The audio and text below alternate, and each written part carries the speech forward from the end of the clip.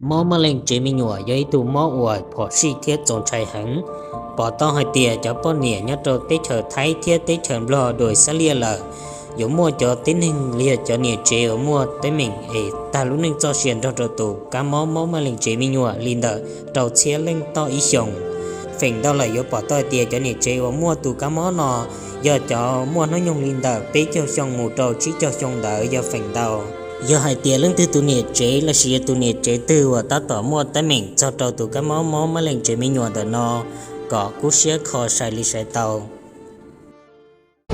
คือเป็นมะเร็งปากมดลูกคือเริ่มต้นตั้งแต่คลอดลูกพศ34แล้วก็ทำหมันมาสุดตัวอีกทีคือพศ54อาการปวดท้องทรมานเวียนหัวคลื่นไส้เลือดออกมาเยอะลูกก็เลยพาไปตรวจสุขภาพศูนย์มะเร็งก็เลยบอกว่าป้าเป็นมะเร็งแล้วนะแต่ป้าก็บอกว่าเป็นก็เป็นถ้าผ่าตัดให้ป้าก็ผ่าตัดไปเถอะหลังผ่าตัด2 เดือนก่อนที่จะเจอซีตินปวดมดลูกแล้วก็เหนื่อยหอบทานข้าวได้น้อยคือสภาพร่างกายในตอนนั้นคือตัวเองจะเอาชีวิตไม่รอดแล้วจนบอกลูกบอกว่าถ้าแม่ตายต้องให้เผาที่กรุงเทพนะไม่ต้องเอากลับต่างจังหวัดพอมาเจอเซนิตินภายในอาทิตย์เดียว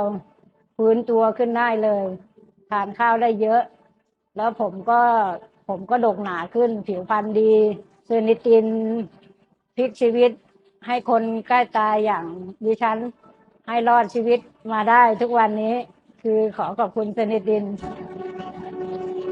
เซอร์เนตินคือคำตอบของคนรักสุขภาพ